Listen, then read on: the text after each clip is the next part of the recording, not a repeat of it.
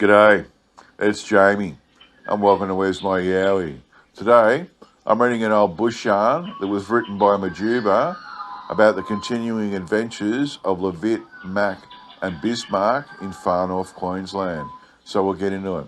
This was published in Melbourne's Leader on Saturday, the 15th of July, 1899, titled A Banquet on the Peninsula by Majuba. As a rule, the labouring classes in the Queensland bush care little for game, and the sport of shooting has no charms for them.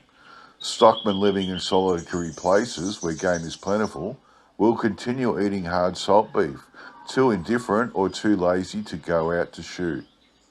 It may be that the trouble of plucking and preparing birds in a hot climate stands in the way, but this is not the only reason. Strange as it may seem, the poor and ignorant have a prejudice against anything that is cheaply come by.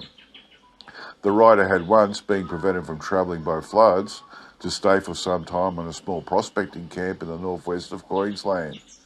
Heavy rains deterred the miners from travelling to the nearest cattle station for beef, and they had to fall back on the damper, jam and tea until the soil dried. Wallaroo were plentiful upon the hills. Black duck often visited the shallow waterholes, and great flights of flock pigeon, a large buff and slate-coloured bird, were occasionally to be met with, yet the occupants of the camp lay in their bunks all day, cursing the rain and growling at the poorness of the fare.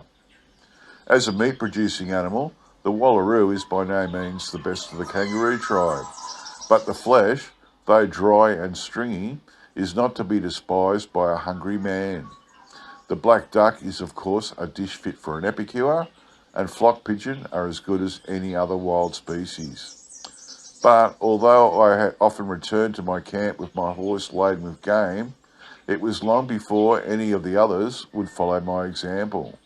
And when one day I presented my neighbour with the hind quarter of a young wallaroo, he turned the joint over and scanned it with a very dubious air. However, when he had tasted the cooked flesh, he acknowledged that he'd been foolish to go so long without meat, while such animals ran loose almost within sight of his back door. Every man who has travelled much in unoccupied country must have experienced times when he had to rustle for something wherewithin to sustain nature, and at a time and place perhaps when game was very scarce. There is a saying in the north that no man can call himself a bushman who cannot at a push live upon rats and owls, two creatures found on even the most barren country, and who has not learned to cut his own hair with a knife. As to the latter toilet luxury, I cannot say that I've ever tried it, but it is true that hunger will teach a man that many things in the bush are better to eat than their somewhat repugnant appearance would promise, and at the time of this story opens, three miners, Levitt, McAllister and Bismarck, prospecting on Cape York Peninsula, had arrived at the same conclusion. Of flour, tea and sugar they still had a supply, but Bismarck, going at daybreak one morning to the beef bag, found that what remained, a supply of which they had calculated on to carry them to the Palmer field, was unfit for use. "By crikey," he said, "the beef have gone all smelly. We will have now to go back to the station, I suppose, for more, on such a long ways too." "We won't do that," replied Levitt. "It's too far, by long chalks. You chaps will have to go shoot kangaroo and ducks or go without me. There's plenty of paddy melons in the scrub and they're easy shooting. You go out today and get as many as you like, with whips of salt anyway." "Ha ha," laughed Bismarck. "You smile when I say put salt on the wild pony's tail, and now you talk of salt yourself." "I known a German once," said Levitt, winking at Mac, "what used to soak his head in salt water once a week. And what was that for?" "To preserve his brain. His brain was that powerful that he feared it wouldn't keep." "By crikey then, I think you natives better not follow that example. Soaking is not good for anything soft." "All right, old boy, I'll bear that in mind," replied Levitt. "Go out now and see if you're hard enough to kill a paddy melon for dinner." Of all the kangaroos, the most elegant in shape and colour is the paddy melon, a small species found in the north and west of Queensland. A delicate shade of blue-grey in colour, changing to white underneath, and with a mottled white face, it is as soft in constitution as in appearance. This beautiful little creature is never found on plains, keeping always to the lignum scrubs which fringe the creeks and rivers. When country is stocked, the creek frontages are the first to suffer, and the paddy melons are quickly exterminated. They have a curious habit of hopping with the left arm extended before them, while the right hangs limply down. In new country, where they are plentiful, they are easily obtained with a shotgun, for 1 or 2 pellets in the head will bowl a paddy melon over. The flesh, though rather tasteless, is more juicy than that of other kangaroos which inhabit the tropics, and the skin makes an ornamental and soft tent mat. Mac and Bismarck got out their shotguns and a supply of ammunition and left the camp, with the hope of returning with game sufficient for both their immediate wants and to salt down for the journey which lay before them. In the north, there is no regular springtime. The short winter jumps at once into summer. But what may be called spring comes after copious rain has fallen, no matter when. Then the great heat is tempered by cool breezes. Trees put forth green leaves, shrubs burst into blossom, and birds, long silent in sympathy with suffering nature, break into song. The smaller birds are little noticed by bushmen.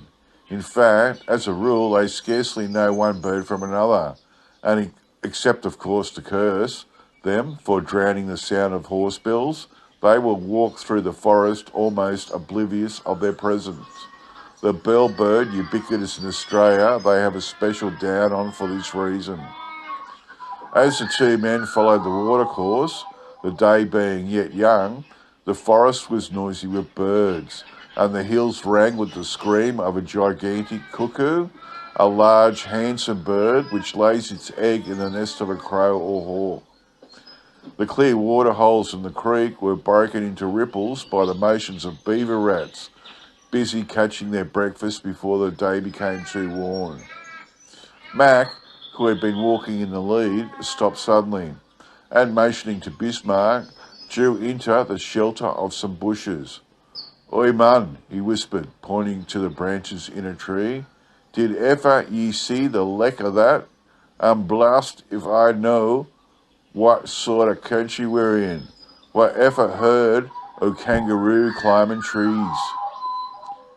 Bismarck parted the leaves and stared in the direction in which his mate pointed, his eyes goggling with the intensity of his astonishment. "Tish not a kangaroo," he said. "Tish a monkey. Look how the long tail hang down." "I tell you, 'tis a kangaroo," replied Mac. "We'll soon find out." He drew back and levelled his piece, loaded with heavy shot. As the smoke cleared after the discharge, the creature in the tree swayed and clutched at the branch and finally fell to the ground with a resounding thud. The men emerged from the shelter and ran towards the tree, but their way was obstructed by a high brush fence which encircled the butt. "What in thunder is this?" said Bismarck, disentangling himself. "The creature have built a fence round his roosting place."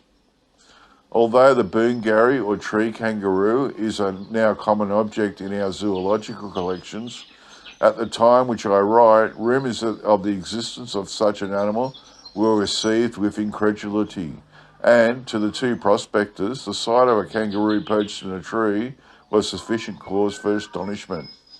Yet, strange to say, there was a specimen of this animal in the zoological gardens in London many years before it was generally known to exist in Australia.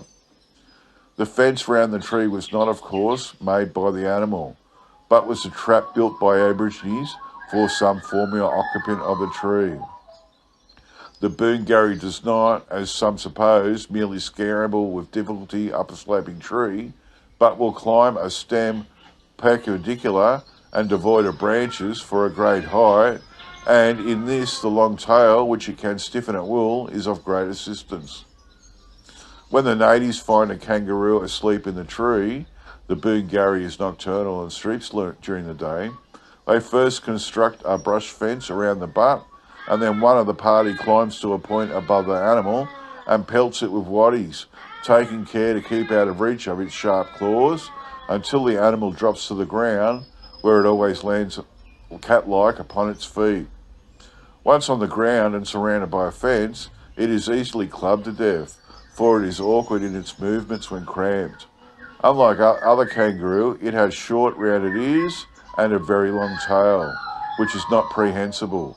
A full-grown specimen, when sitting up, is about 3 feet in height. "By crikey, you was right again, Mac," said Bismarck, turning the dying animal over. "It ish a kangaroo, but I never seen the like of that before." "I wonder if it's good to eat," replied Mac, drawing out the knife and steel, which he always carried in a pouch on his belt. "We'll tack the hindquarters home at any rate." The perversity of chance is proverbial. Nature's arrangements often seem made especially to develop the quality of patience in man. Had the two miners gone out to search for strayed horses, or on any other errand precluding to carrying of guns, the chances are that they would have put up paddy melons frequently. But now they were looking for those animals. The creatures seemed to have deserted their usual haunts. But though the scrub dodgers were absent, other sport was obtainable, and when they had cut up and bagged such portions of the Boongari as they deemed worth carrying, chance led them to a reed-bordered swamp, a feeding ground for waterfowl, where birds were plentiful, and so tame as to require little woodcraft to approach. From the fringe of reeds came varied sounds, the loud quacking of black ducks, the chatter of teal, and the musical call of the tiny pink-eared shoveler. Overhead, great flights of whistling duck whirred, filling the air with their shrill treble.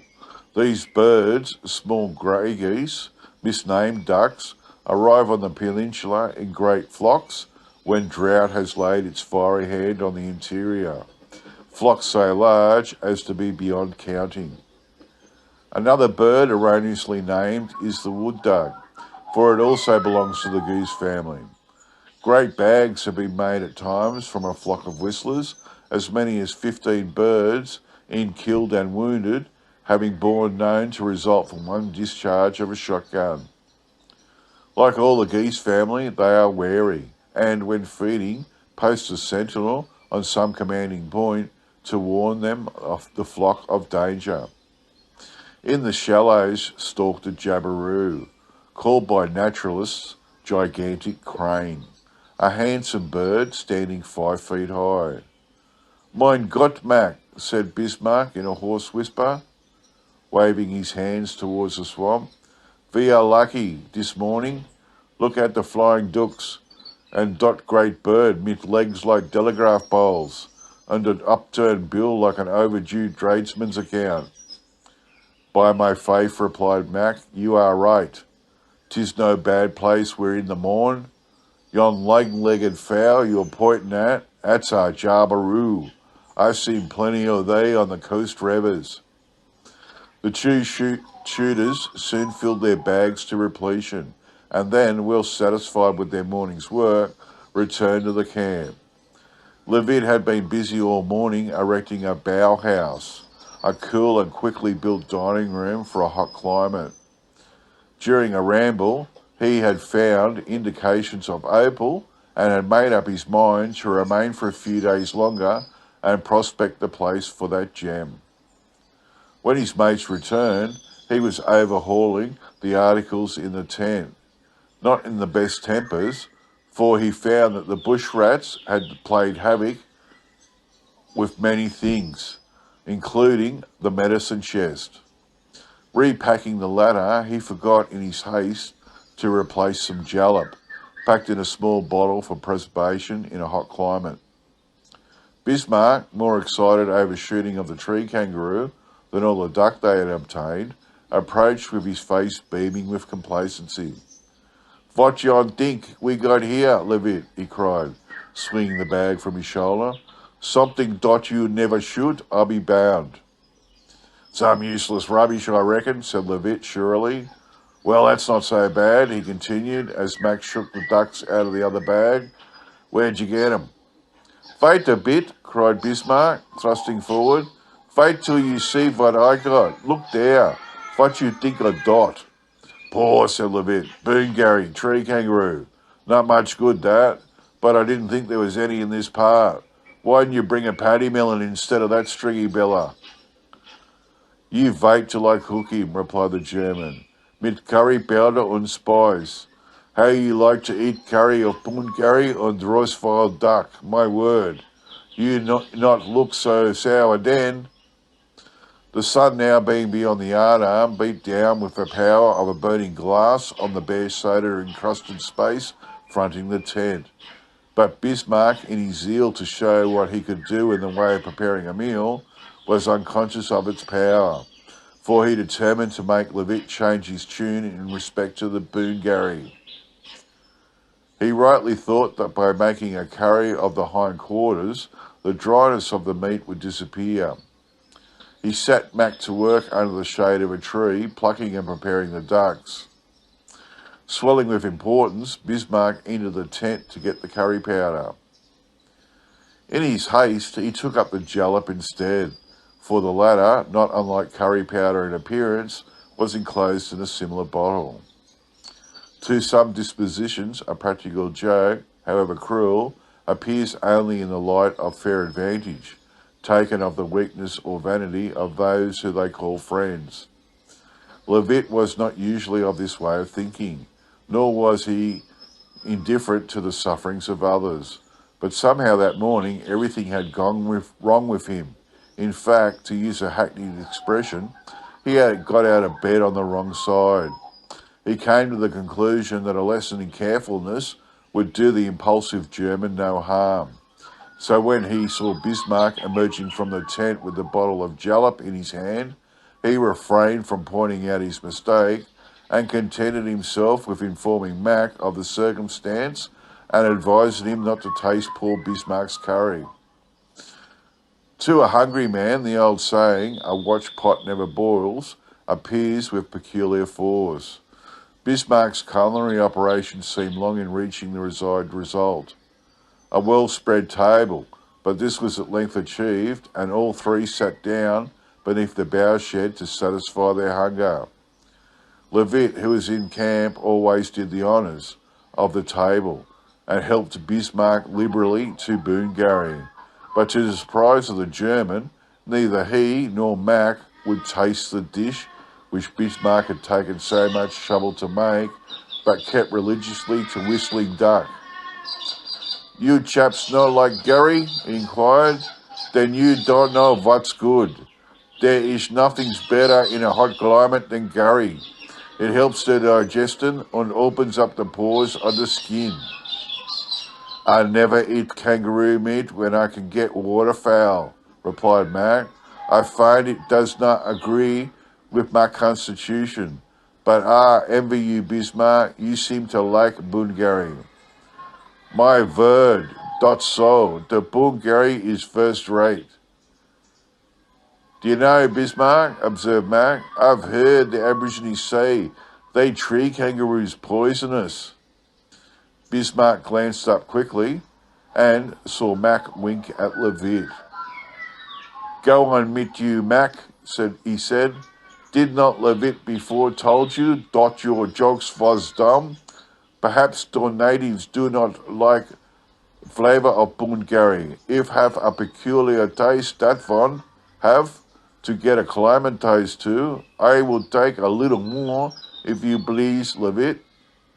Though Bismarck received his plate back with a look of delight, his mates noticed that he no longer continued to eat, but turned the contents over with his fork with an abstracted air. At length he rose from his seat, and with a sickly smile, an ill-disguised attempt at levity, said, I have made good dinner, boys. The Boongarry was delicious. I go smoke now, and leave you to finish your repast. It was quite a banquet. "'Tis a shame, Levitt," said Mac, when the German had withdrawn. "We ought to have told him the poor beggar's made himself ill." "Nonsense," returned Levitt. "It'll do him good in the long run and make him more careful. But I say them ducks had a queer taste. I begin to feel rather queer myself. I wonder if the beggar put any curry powder on 'em. Here he comes again, and looking all right too." Bismarck returned looking quite jaunty, a pipe in his mouth. He looked from one to the other with a queer smile on his face. "What's up with you, Mac?" he said. "You no look very well. Have a smoke, old boy." In truth, Mac did not look well. He moved restlessly on his seat, his face very white. Levitt rose hurriedly and left the shed with his hands clasped on the pit of his stomach. Mac stared at Bismarck, who sat tranquilly smoking, apparently busy with his own thoughts. Mac, growing worse and worse every moment, was turning things over in his mind. A light was beginning to dawn on him. "I say, Bismarck," he said, "did ye put any of that curry powder on the dooks? I feel mighty queer." Bismarck looked up innocently. "The dooks," he said. "Of course. I make curry on the dooks. The poon Gary was a stew. How you like Gary Duck?" Mac arose, casting a look in which consternation and anger were blended upon the German, but he felt too ill for words. He staggered out of the shed and into the tent, where he found Levitt rolling in pain on his bunk. "Oh, Levitt," he grasped Mac, "we're sold. The beggar put jalap on the dooks instead of the kangaroo. Oh my, I'm dying." Levitt, in spite of his pain, burst out laughing until the tears ran down his cheeks. "I knew what he said. I knew it directly. He came back looking so spruce. I could see by the tinkle in his eye. He must have overheard us talking, and this is why he's paid us out. Get the rum bottle, Mac, quick. That's the only thing to set us right." The end. I love that story. That's pretty cool. And Bismarck, Mac and Levitt will return in another story coming shortly. Okay, that's it from me. I'll get back to you all next time. Bye.